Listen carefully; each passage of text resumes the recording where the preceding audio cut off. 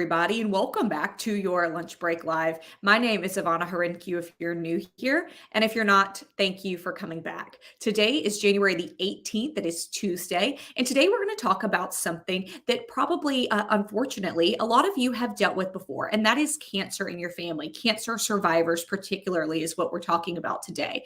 Now, I am joined by Dr. Wendy DeMark-Wanafried. She is here from UAB. She is the Associate Director of Cancer Prevention and Control at the UAB's Cancer Center, and she is also a professor there of nutrition sciences as well. I probably left out a hat that you wear, Wendy, as well, but wearer of a lot of hats here at UAB. Now, Wendy is part of this new study that UAB is teaming up with the National Cancer Institutes to do, and that is to focus on the effects of a healthy lifestyle, about exercise, healthy eating, and things of that nature, and their effects on cancer survivors. So, Wendy, I know that's a very boiled down version of what this study is all about. So I'm going to leave it to you to kind of explain to us what this study is and what exactly the purpose here is. We know that cancer survivors have been through so much, and I think that it's very easy for somebody to hear this and say, well, you're just telling them to eat more vegetables. How is that going to fix cancer? That's a very good question, Ivana. And first of all, thank you for allowing me to be on your show. But the reason why we're reaching out to cancer survivors is that once people are diagnosed with cancer, they're at incredibly higher odds of getting a second cancer. And we know that getting a second cancer is one of the leading cancers that now face the nation. So we are trying to prevent second cancers in cancer survivors. We also know that cancer survivors are at much higher risk of becoming debilitated from their disease. They don't walk as well after a diagnosis. They don't get out of a chair. They slow down. And that puts them at risk for not being able to live independently. So we don't want that to happen. It impinges on quality of life. Nobody wants to become dependent. Everybody wants to remain independent. And it also is incredibly expensive, not only for cancer survivors and their families to have to go into a facility to be cared for, but it just reduces quality of life. So our study is aimed at improving diet and exercise. And also, and it's aimed at people who have been diagnosed with obesity-related cancers. Now, those are 13 different cancers. They include breast, prostate, colorectal cancer, endometrial cancer, kidney cancer, ovarian cancer, as well as multiple myeloma and non-Hodgkin lymphoma. Those are considered obesity-related cancers because people who have had weight issues in the past are more prone to those cancers. And those are cancers, particularly prostate cancer, for which obesity is a risk factor for developing recurrent disease. So we are all about trying to get people down to maybe not an ideal weight, but maybe shave off a few pounds so that they feel better and are able to function better. So we have this remote, it's totally web-based delivery of a diet and exercise intervention. It is a total of 1 year so that people actually learn gradually how to change their diet and exercise behaviors. We're there to support them. And the study can be done totally remotely. We do our assessments via Zoom. And it's a great study. We're seeing weight losses that range from 20 to 40 pounds. We're seeing effects of people being able to move a lot easier and people becoming healthier and happier with their lives. So that's what the study's all about. You said something that I think bears a little bit more explaining on, and it's a very startling statistic that you mentioned, and that is that people who have been diagnosed with cancer before, who have survived that cancer, are more likely to have a second form of cancer. That is a very startling statement there. It's a little bit scary, especially thinking if you have a loved one who has gone through so much, who has beaten cancer, to think that they might be at higher risk for getting another form of cancer is is, I'm sure for many of us who have had that in our family, just a little bit, takes you back a little bit. So my question for you is on the eating well, the exercise. We know, again, like you said, that will improve somebody's quality of life, helps them. You mentioned earlier, I believe, going up the stairs, going down the stairs, carrying things, etc. How exactly are you and your team thinking that that could prevent getting another form of cancer? Okay. Well, the physical function benefits that people get from this program are independent. They're different than any sort of benefit that they could get for preventing their cancer per se. However, we do know that people who do follow a diet that is rich in fruits and vegetables, lower in red meats, and for individuals who are overweight or who have obesity, if they are able to, to have that weight management be part of their lives, we can possibly prevent another cancer. So it's the eating better and it's the exercising more that's tied in with the reduction in second cancer risk. But you're right, it's scary. You think, oh yes, I beat cancer. Yeah, you've beaten cancer, but your body is set up for another one if you've had that first cancer already. Do you think that sometimes people kind of underestimate the power of healthy eating, of simple exercise? Definitely. So I definitely think that people underestimate diet and physical activity. But the one thing that one has to keep in mind, this is we call these exposures. Diet is an exposure that people experience every day, 24/7, and therefore it can make an incredible difference on their future cancer risk, as well as risk for other disease. The other thing that we didn't mention is that cancer survivors are not only at risk for a second cancer, but they're at a much higher risk of heart disease. So we know that physical activity and an improved diet is very important for warding that off.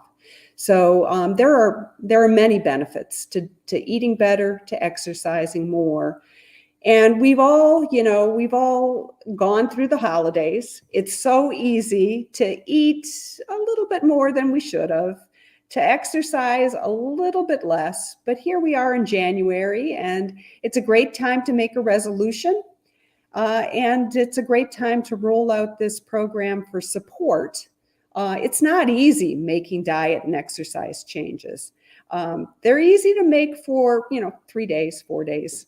But we're there to really help that cancer survivor throughout the year as they experience challenges. And that's what Amplify is all about.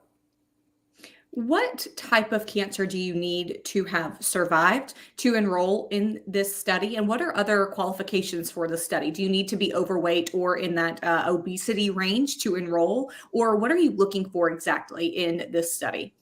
So we are looking for survivors of typically early stage cancers, although it could be like stage 0 through 3 breast cancer, early stage prostate cancer, colorectal cancer, endometrial cancer. And these are really common cancers that are out there. And we're looking for anybody throughout the continental United States. So you may live in a particular spot, but maybe you have a sister who lives in Seattle. We would love to enroll her. Kidney cancer, early stage ovarian cancer, stage 1 and 2 ovarian cancer, as well as multiple myeloma, non-Hodgkin lymphoma. And Ivana, you mentioned, do you have a weight criteria? We do. People have to have a BMI of 25 or over. And there are various ways that you can go online and calculate your BMI. In fact, we have a website, a recruiting website for Amplify that has a BMI calculator on it. And then we are also looking for people who are couch potatoes, who aren't active. If you are, we want people who are exercising less than 150 minutes a week. So that's who we're looking for. I can imagine that somebody who is not active and who maybe does not enjoy being active, right? Because there are people like that, and there's nothing wrong with that, with not enjoying it. I think sometimes we think of a stigma of you have to love getting a runner's high or different things to work out. And for I think the majority of people, that is not the case. So people who might say, look, I qualify for the study and I'd love to lose a little weight and maybe get a little bit healthier, but I'm a little daunted by this. What would you say to that person? Do they need to be ready to run a 5K at the end of this, or what exactly should they expect going into the study, and how should they approach that? Okay, so these are really good questions. I'm a nutrition scientist, and I will go online and say I hate to exercise. I absolutely hate it. I force myself to exercise, and I just got done with my exercise today, and boy, do I feel good that I got done with it. But what we do is we lead people through gradually. So this is to make slight lifestyle changes. Yeah, you may not be willing, or able to run at this point in time, but most people can walk. And that's generally where we start off doing a few minutes more of walking every day, and try to build up people gradually. We give strength training lessons online, and so that people can build up their muscle mass, flexibility, these types of things. So those are the services, or it won't be service. It's the opportunities that are available on the Amplify trial. So yes, we are not, in fact, it would be very harmful to expect that people are going to enroll in the trial and then run a marathon at the end of the week. We don't do it. We do it very gradually. Well, and another thing too is we know that these crash diets don't work. We know that short-term diets just are not sustainable for the majority of people.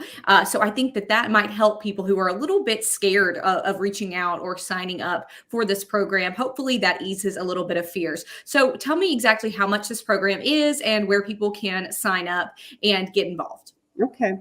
So first of all, this is a study that is sponsored by the National Cancer Institute.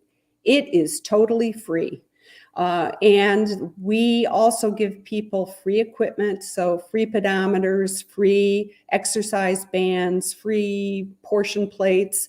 And in fact, when we do our assessments to see if the program's working or not, we actually do pay people. I wish we could pay people a little bit more than we do, but this is a federally funded study. The budget's a little bit tight, and so we can only pay people $20 per assessment. So, and we do those via Zoom. So the people, if they're interested, or if you have a relative that's interested, we do have a website. We have a toll-free number, email. There's multiple ways that that cancer survivors can contact us to see if they're eligible and to see if this is the study that they want to participate in. We'd love to have them. Again, we're recruiting 652 cancer survivors across the continental United States. We hope to finish accrual by August, and we would love to have people call in or visit our website and get on board. And we will leave that information here as well. So if people do want to reach out and get involved, they can. But just to recap, this is a free study, does not require you to leave your house or go anywhere in person for the appointments, for the assessments. It's completely web-based. And again, it's free. And you could make a couple bucks doing it as well. That's exactly right. So thank you. Thank you, Ivana, for helping us get the word out about this trial. Absolutely. I have to address one comment here. I have somebody said, look, you lost me at limiting red meat. I bet you hear that a lot, Wendy. I bet you hear the nutrition kind of being a scary point there. I got to say, the exercise, that's something I'm very passionate about. That doesn't bother me. The nutrition, on the other hand, that's the hard part for me. So I kind of get that comment. I kind of relate to that one.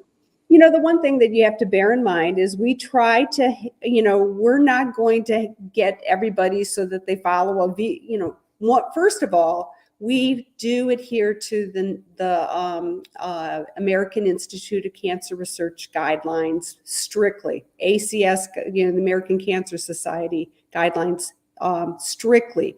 I am a nutrition scientist. I participate on these guidelines panels. These are very sound nutrition guidelines. That being said, we try to get people so that they follow a healthier diet. Now, if you are a carnivore, chances are we're not going to change you that much. You're still going to eat red meat, but perhaps you'll eat less of it, which is our goal. And maybe you'll change some other things in your diet. Maybe you'll say, well, gee, I still eat red meat, but I could eat more fruits and vegetables, or I could eat whole grains. So we're not about changing diet overnight.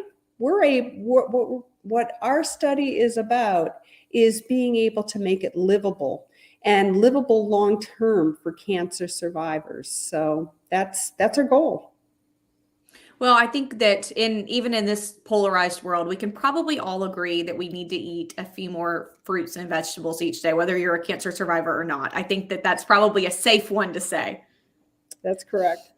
Wendy, thank you so much for all of this information. Again, we're going to leave all of the website, the phone number, and all of that information to get in touch if you are a cancer survivor off of one of those cancers that Wendy mentioned, if you fit into the weight criteria, and again, want to join this free trial, maybe lose some weight and get healthier. Hopefully in the meantime, we will leave that here. So Wendy, thank you for your time. Thank you for your explanation and your research as well. Thank you so much. Everybody watching, thank you so much for tuning in, and we will see you tomorrow.